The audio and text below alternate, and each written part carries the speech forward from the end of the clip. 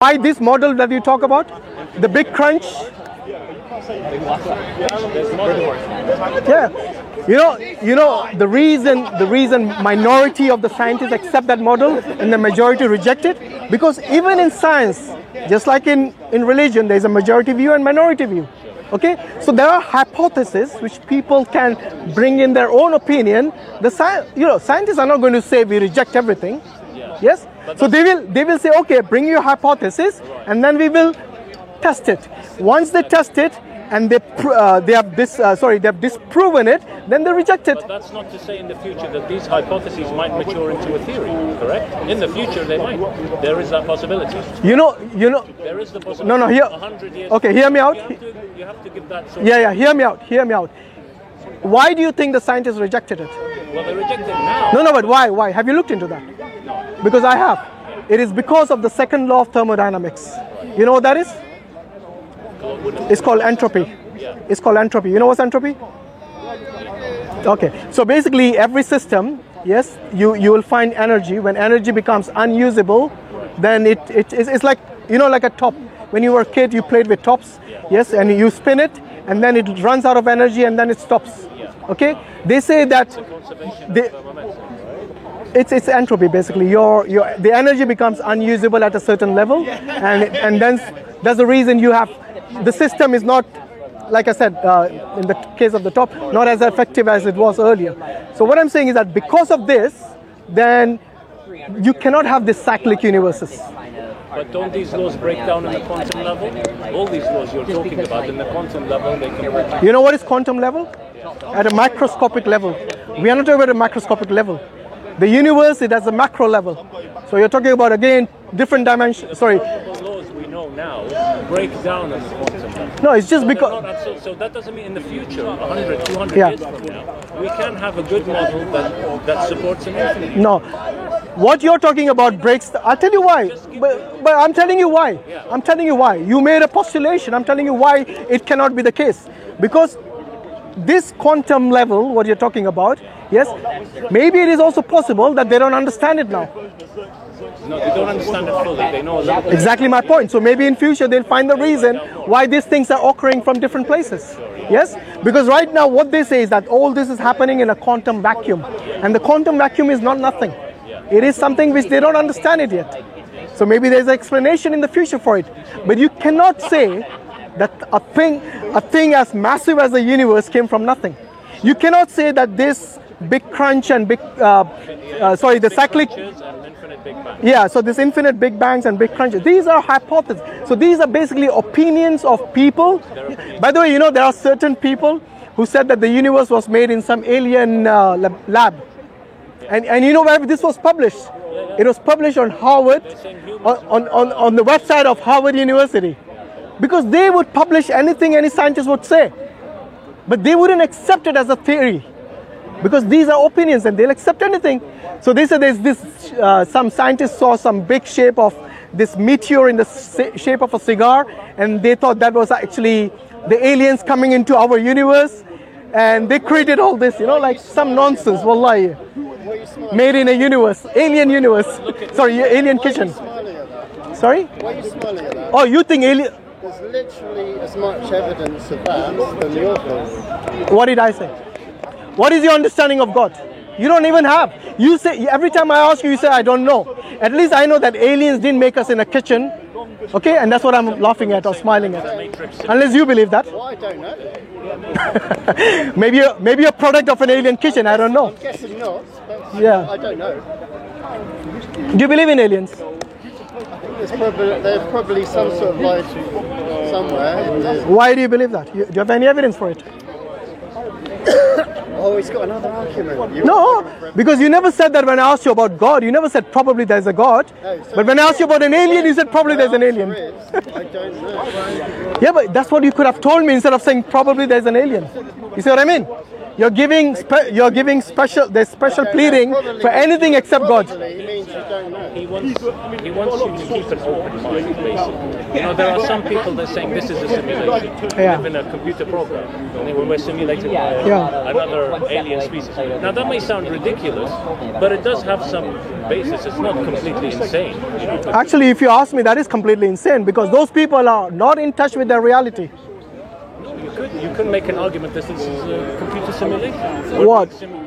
Then you're not in touch with your reality, my friend. In a very advanced computer program created in That just shows that you're not in touch with your reality. If that is the claim that they're making. I'm saying you could keep an open mind. No, but hold on. Keeping an open mind could be any ridiculous thing. I'm not saying accept it. I think, look, my God-given intellect will not allow me to accept any nonsense that comes from anyone. So if you if you want to believe that you're a product of an alien kitchen, or if you want to believe that you're some sort of a brain in a jar, or if you want to believe that you're in a computer simulated environment. Accepting is one thing. Keeping an open mind and researching and looking into things is something. Yeah, my research and my intellect tells me that being in touch with reality would actually exclude those kind of doubts you have.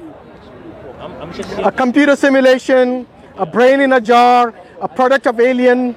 I mean, come on, where does it end? Where do you draw the line about sanity then? But some people would use that phrase in touch with reality about religious people. What? People like you? No, I wouldn't. Well, it just shows. Look, it just shows. I would say I don't. You know, there are certain people out there where their religious understanding is like believing that in aliens, for example. So if that is their religion, then I would say yes, they have lost touch with their reality. So you don't believe in aliens? No, I don't believe in aliens creating me. I mean, look, there's a possibility. Hold on, you don't believe in aliens? No, I wouldn't say that. I said there's probably aliens. I wouldn't completely say there's no aliens because right now I have nothing in my religion which says that there's no aliens. You don't know. No, I said about creation. Go on. We were talking about You creation. don't know. Go on, say it. Say what? So, Yeah, I don't know if they're aliens or not. good. So what's that? Wait. How is that different to me saying there's probably aliens? Nothing. No, you said that to me. I wish you said that about God. That probably there is a God. I wish you said that. Then we would be on the same level. You said you don't know about aliens. Yeah, I don't. Could you hypothesize that maybe we've been genetically engineered by aliens, like or a higher species? Why not? Look, you can if you want to. No, hold on. Look, if you want to believe that. No. I'm not saying believe it. Believing it. I'm saying something you can entertain, something you can sort of. First and foremost. Wait. First and foremost, before you say that I'm genetically modified by an alien, I need to first. Genetically engineered by higher. Modified, engineered, semantics. Yeah. I need to first believe an alien, right? You said you don't know. Exactly. Which means that I don't believe it. Which means there's a problem. No, hold on. Come on, hold on. If I say I don't know, it doesn't mean. Sorry. I said wait. But You don't know. no, I said probably there are aliens. These are the exact words I used. Yes. You don't know. Yeah. So if I don't know, that means first I need to know for certain before I start believing. I need to start before I start believing that they have. You know, first the aliens need to exist before I believe that they acted on anything. You see what I mean? No, You I'm know, saying human imagination is such that you can claim anything. You can think of anything. You can dream of anything. It's also what made us evolve and develop is imagination. Well, I don't think I'm evolved. I think I was made like that. No, like I don't know about you. How did we develop? When scientists came, they said, I don't think I've evolved. I think I'm a human from the very beginning, including my generations before me, including the first man, Adam. If you guys came from chimpanzees or apes, I don't know about your ancestors, but my ancestors were definitely human. Galileo said the sun orbits around the earth. They thought he was insane. They thought he was crazy until he was proven to be right over time. And so it's okay and it's good to have an open mind, to research other things, no, but look, to entertain other things, but not believe. Not hear me out. Muslims, alhamdulillah, had never problem being with open mind. Some of the earliest Muslims, they did experiments and they discovered things, you know. So Ibn Haytham, because what you're saying is insane. It's why? Like I said, would you believe everything you hear? No, I didn't say believe. Okay. Something to Then I wouldn't believe it either. That's what I said, my friend. What's the difference between you and me? Nothing. No, open mind. Wait. Open mind means you believe it, right? No. Then what does it mean? It means you read about it, research it. You don't necessarily have to believe it. Okay. I can read the Bible. I can read science fiction books. I can read what's so yeah. Just to see. Okay. So by you seeing it, what does that mean? What does it mean? For you reading fiction, watching fiction, what does it mean? It just means you entertain yourself with these things. But then the question still remains. Wait. The question still remains. By seeing this fiction and by watching fiction, by reading fiction and watching fiction, what does it mean? It just means you enjoy fiction, right? But how does that relate to the reality? That was my question. All I'm saying is that if you start mixing fiction with reality, then I think that brings in the question about your sanity as well. Fiction is, when you write fiction, you're in the real world. It's derived from reality. So why do you call it fiction then? Why do you call it fiction then? Arts, literature, these are all fiction, but they're derived. No, but why does the library have a special section for fiction? Why? It's fiction, but it's okay. And what is the meaning of fiction? Not real. Thank you. I rest my case. That's what I've been telling him. That this is what differentiates reality from fiction. And the reason you still call it fiction is because we haven't actually categorized it as reality, because it's not reality. And the reason, there wouldn't be any difference between people who are sane and insane if you're going to keep such an open mind to accept all unreality. You see what I mean? The reason that psychologists have diagnosed them as being insane and they put them in an asylum is because they have lost touch. Not because the doctors are saying, oh my goodness, the guy's got an open mind. Let's come on, guys. Let's come down back to earth. Forget about the aliens. Forget about the fiction. The reality. No, you guys started with the aliens. I gave you the example of what people will publish. Even Harvard University on their website will publish any professor who says that he will believe in some cigar-shaped meteor, which is actually one of the spaceships of the aliens who manufactured us, humankind, in their lab, or in the lab or in the kitchen or wherever. I would say that you believe in that cigar-shaped meteor. No, this professor. People would say that you believe in that cigar-shaped meteor. Don't put words in my mouth. You have a habit of doing that. No, I'm not putting words. I'm saying some people. Okay, I don't believe it. I've told you categorically. If they believe it, then like I said, they have lost touch with reality. Because when you start bringing fiction into your real world and start believing that, then there is where the insanity becomes insanity. Even in religion, there are some sort of fictitious elements. Okay, define fictitious. Because I wouldn't call miracles and fiction the same. Miracle is something that science cannot prove or science cannot explain. A miraculous phenomenon. In fact, there are many miraculous phenomena that happen in the universe all the time. And that's the reason they call it a phenomenon which they cannot explain. To me, that is what a miracle is. But if something is a fiction, then it is not even real. That alone, you cannot explain it. Are you with me? So a miracle can't be a fiction? No. A miracle is something, by definition, which science cannot explain, which we in our naturalistic world cannot explain. Because if you could explain it, then it wouldn't be a miracle. And that's why you have to distinguish between a fiction and miracle. One can happen in real life, in real world, but you can't explain it. Fiction is not even real. Second? Describe a miracle. The universe is a miracle. I think you're a miracle. Yeah. Can anyone create you? It's a physical process. There's an explanation. What is the physical process for the universe to come into existence? You can't. Something that can't be explained. So okay, explain to me how the first cell came into being. No, I've asked you. What? I've asked you to describe a miracle that's happened. I just told you yourself. No, it's not a miracle because there's a. Okay, let me break it down to the simplest form. Origin of life? Yeah. So origin of life, which is abiogenesis. If you have studied that, you realize that the first cell, they cannot explain how it came into being. And to me, that is a miracle itself. It's a miracle now. You're saying there's miracles. Yeah. So cells exist? the abiogenesis, the first experiment, the Miller-Urey experiments, says that the origin of life were basic amino acids, and they were caused by having sunlight, and you need some sort of cosmic soup that existed within a cosmic soup, lighting, and then that's where the first... You believe that? That's where the first amino acids were. No, but you actually believe that? It's a scientific experiment. I know it's an experiment, but did they actually produce something from nothing? No, it's not from nothing. It's from a cosmic soup. It's from a soup. It's basically a soup. Chemical processes, lightning, a certain atmosphere. You can recreate it in a lab. And you can produce amino acids. That's all you can produce. And they say that amino acids doesn't explain. Okay. But they say that's the basic unit of... Many people said that these things came from space as well. Yeah. So there are different theories about this. But the point still remains. You know, if you look at the simplest cell. Yes, any cell. Now, some cells are very complex. I know, but it's still a single cell. Amino acids are the first. In fact, even even amino acids are complex. They're not something which is simple. And then you can produce them in a lab. I don't think so. You can. Yeah. No. Look up Miller-Urey experiments. Yeah. So it's not from nothing. It's from something.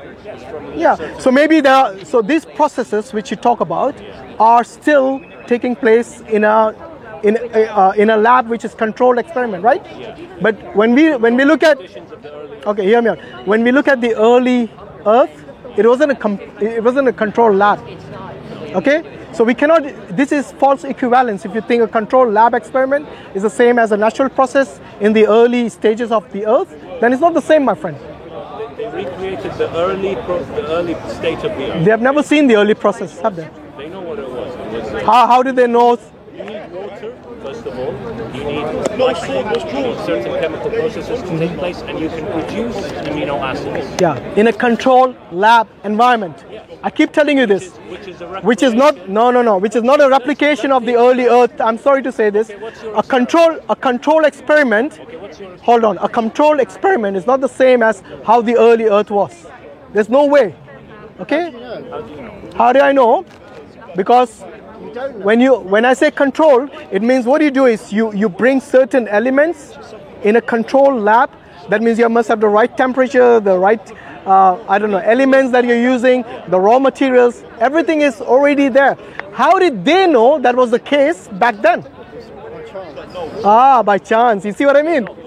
You need water. You need look, my friend, it doesn't matter how you look at it. The point is, by the way, I like the way you said the cell is a complex thing. Yes, it is.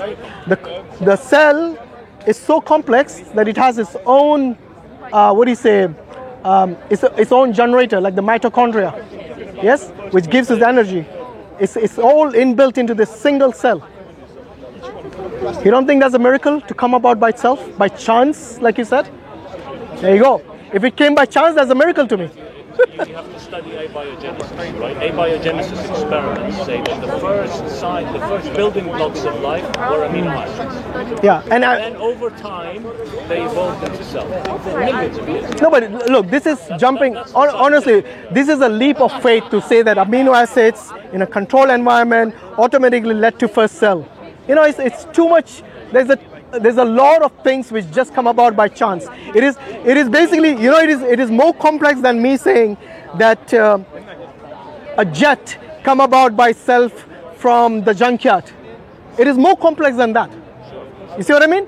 So anyone who tells me that this leaps of faith by scientists, that is how, you know, they are just trying to explain things. One thing I've noticed about scientists is that they are willing to accept everything except God. Except God. And that's the reason even scientists who bring into the equation God, they are actually rejected from their fields at universities. They will be actually, you know, just chucked out. Because this is a prejudice they have against, they have a prejudice against people who believe in God. This is quite natural in all major universities. But a lot of scientists, like atheists, they believe in God, but they don't think they have. But they don't think he has a direct sort of interference with nature. No, they already have made up their mind that if we explain anything, it has to be from the naturalistic world. It has to be from a naturalistic process. Yes, and this is what they have indoctrined. Yes, people like this gentleman and other atheists and other agnostic in this world today. Because what they do is they have told them there is no way that God could have done this. So you need to explain it through the natural process. Otherwise, you're fired from the university. You cannot be a professor. You cannot be on the board. You cannot be anything. And this, to me, this is not open-mindedness. Okay, the open-mindedness that they seek from us, they don't give this opportunity to the people who believe in God. They don't. Unfortunately, at least the religious people, people who believe in religion, they have no problem with science, as long as the science doesn't impose on them that the only way is the natural process and you cannot have God in the equation.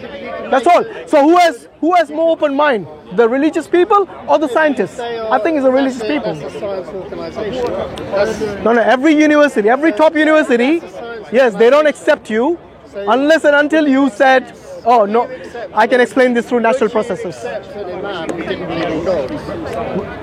Do you know the definition of imam? No. You know what he just asked me? Would I accept an imam who doesn't believe in God? He doesn't know the definition of imam, because an imam by definition is someone who's knowledgeable about God and who believes in God. Okay, so you wouldn't accept someone in... What's the definition of a scientist? In your organization? No, now you tell me what's the definition of a scientist? Believe in Islam. Yeah. And the scientists in their organization don't accept people, so what's wrong with that? No, what is the definition of a scientist? Okay, does the definition include don't believe in God? Thank you. I'll rest my case. There you go. Some of the best scientists like Newton, yes, like Gregor Mendel, yes, like Ibn Haytham, all these people who believed in God, yes, they were scientists and beautiful. I mean, their discoveries, their their postulations, they had these credentials of a scientist and a believer in God. So if you're going to tell me a scientist definition includes don't believe in God, I don't think that's a real scientist then. It just shows you're a close-minded, prejudiced person. That's all you are. So there you go. Anyway, thanks for your time, guys. I think we have talked a lot. Alhamdulillah. Jazakallah khairan. Assalamu alaikum wa rahmatullahi wa barakatuh. Don't forget to subscribe to Dawah Wise, Mansoor and Hashim's channel. Thank you.